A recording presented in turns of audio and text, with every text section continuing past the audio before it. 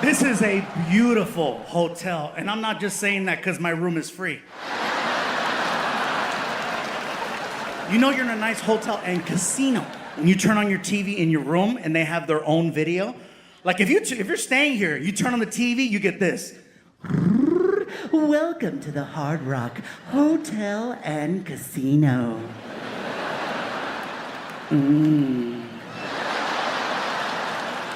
24-hour gambling 7 days a week, 365 days a year.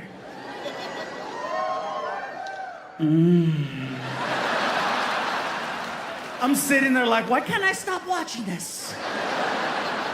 And I started thinking at this point, why don't they just do that to the slot machines? You know what I mean? Gambling's already shameless, might as well go all the way. You walk up to one of the little machines, pop in a 20.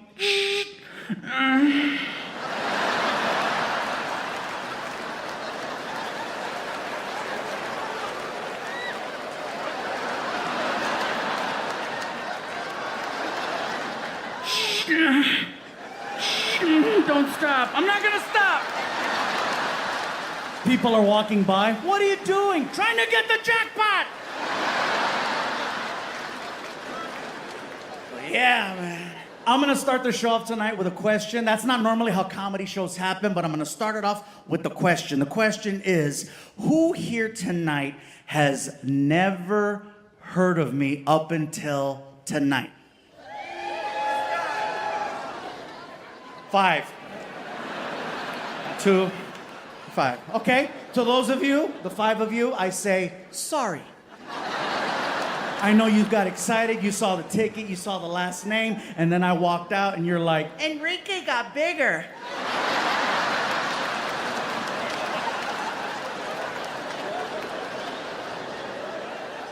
The only reason why I ask who has never seen or heard of me before is because if you have, then you know the type of show that I do.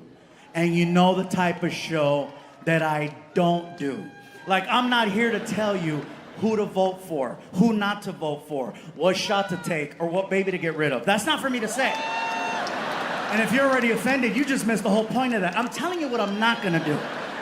I promise you, I am here to entertain, not offend. Okay? We're gonna have fun with everybody, starting with me, but I'm just gonna let you know, we are living in a very different time. I've been doing this so long, I always figured as long as I'm being nice, I shouldn't have any issues. But it's a very different time. This is year 27 for me. Yeah. 27 years of being a comedian. And in those 27 years, I never had to worry. You know, when I first got started, 1997, I was clean shaven. Yeah, I had hair. I know, look at some of you. What happened? Huh? Vaccine, I know. I'm kidding. Sorry, Florida. I'm kidding. I said vaccine. Some of you were like, I told you. Yeah, no. Te dije, el gordo dijo, yeah. And oh, by the way, I have some friends that tell me, dude, man, you're making money now. Why don't you get the hair thingy? I said, for what? Well, you know, some women, they want a guy with hair. Well, good for them. And they're not lying. I have gone out with some women that made it a point to tell me that hair was important. One told me flat out, I need to be able to run my fingers through your hair. Yeah, and I told her, hey, look, if you go deep enough.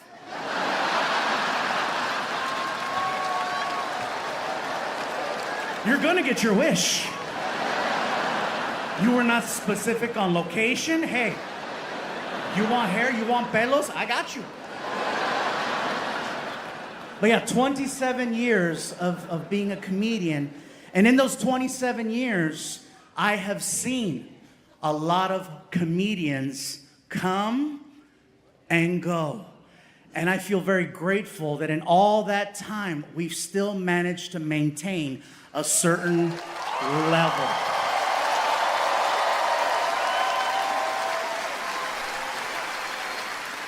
So I feel like we're doing something right, which feels weird to me because now I feel like you gotta be very mindful.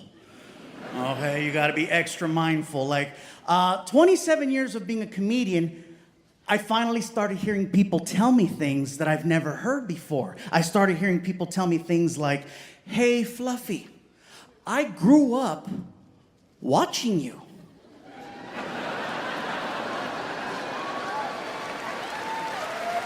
Which is an incredible compliment. Because that doesn't just say that you're a fan. That says that you're invested. That says that you've been following this career for a very long time. Some of you, the first time you saw me perform, you were kids.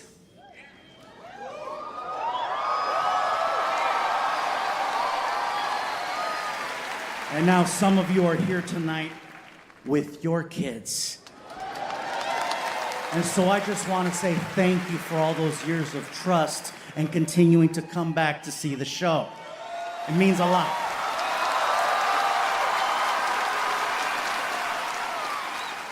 Hearing someone say they grew up watching me, that is one of the most beautiful compliments any entertainer can receive. And I understand that now with therapy, that's what that means. Look, I'm not gonna lie, the first time I heard someone tell me that they grew up watching me, I didn't know how to handle it. I didn't know how to process, because nobody wants to feel like they're getting old. So the first time I heard it, I was like, second time I heard it, I was like, buy a hat. The third time I accepted it, I was like, many years ago, when I first got started, all of this was land as far as the eye could see. It was a very different time. And by the way, I don't know why my old voice is white. He just is. I tried doing the Mexican voice, but you don't take him as serious, you know? Just, No, pues chingue su madre, cabrón. Ahí andamos en el rancho y nos mandaron a la chingada, güey. Está bien difícil. But times are changing. The rules are changing, so I don't know how much longer this is gonna be okay. I'll tell you what happened to me and why I brought that up. I did a podcast, and before I went into the studio, I'm talking to the producer outside, and the producer's really excited and happy, and she's like, Gabriel Iglesias, we're so excited to have you. This is really cool. Before you go in, the host wanted me to ask you something before you go in for your interview. I go, sure, go for it. Okay, what do you identify as?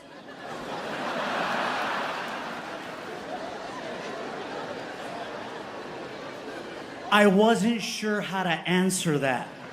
I'm 47 years old. I didn't know what to say. I was like, shit, hungry, I guess. I mean, I'm tired, sleepy, depressed on Tuesdays. I don't know what you want me to say.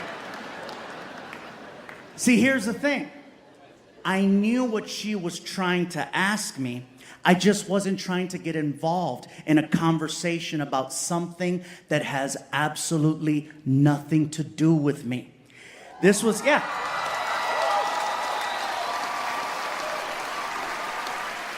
I felt like I was being baited because no matter how I answered that question, I was gonna find myself in an awkward situation. So, you know, because for me, I was just like, let me just be funny. But nowadays, you can't just not answer the question because silence is seen as a problem.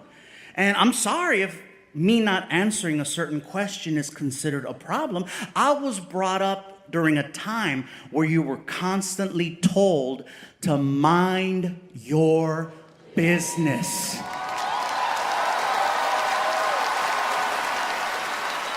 That's all I'm trying to do, is stay in my lane. Another thing we were constantly told was always respect your elders.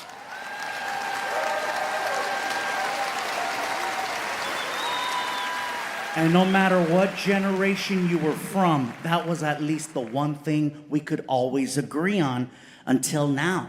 Now older people are seen as a problem. They are. You know, and I understand the youth of today has the technology in the palm of their hands, and you can Google just about anything, but you cannot Google life experience, okay? You can't. You can't download struggling. You can't download failure. You can't download these moments that help build you up to make you a better person. And so, again, for me, I chose to stay in my lane and just crack jokes when the girl asked me the question. She got very upset. She got very offended. Oh, as soon as I cracked the joke, she's like, no, no, no, that's not what I mean. I mean, what are your pronouns? What? What are your pronouns? For example, are you a they or a them? A they? Or a them?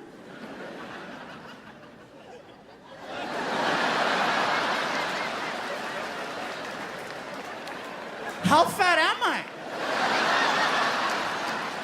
When did I stop being a it? Apparently, I ate myself into a plural. That's what happened.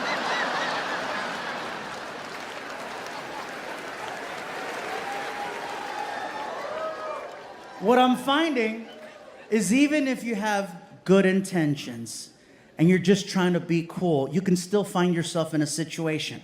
So I'll tell you what else happened to me, okay? I was at a McDonald's.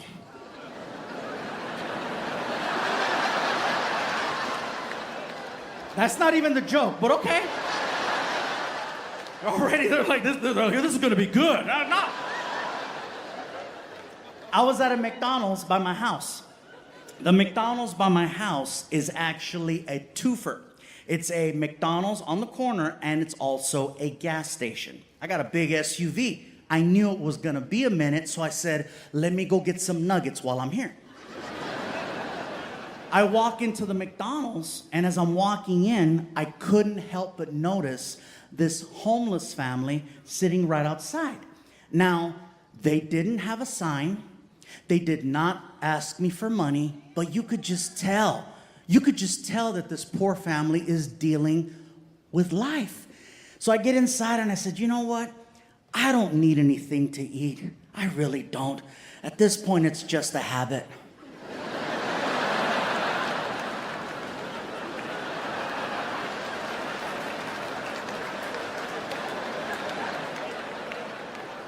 I get to the register and I says, you know what, let me order some food for the family. They got kids with them.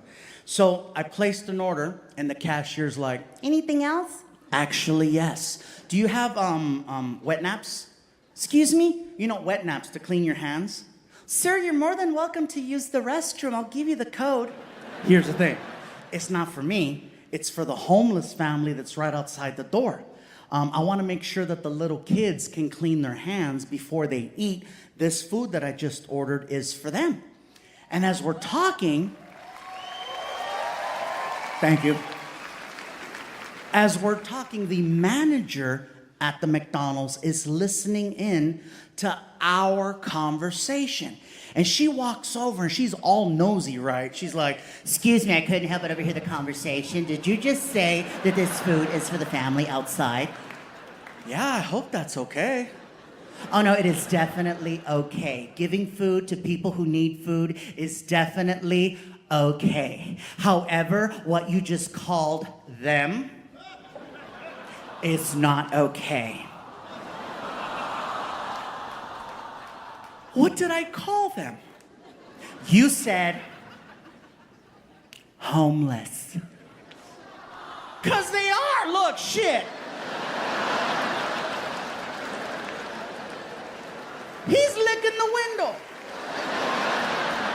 Sir, you can't say that word anymore. It's considered offensive. Who complained? Okay, well, if I'm not supposed to say the word homeless anymore, what am I supposed to say instead of the word homeless?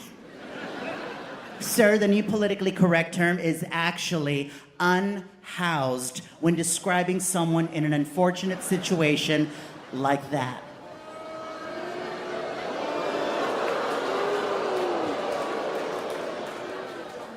You're kidding.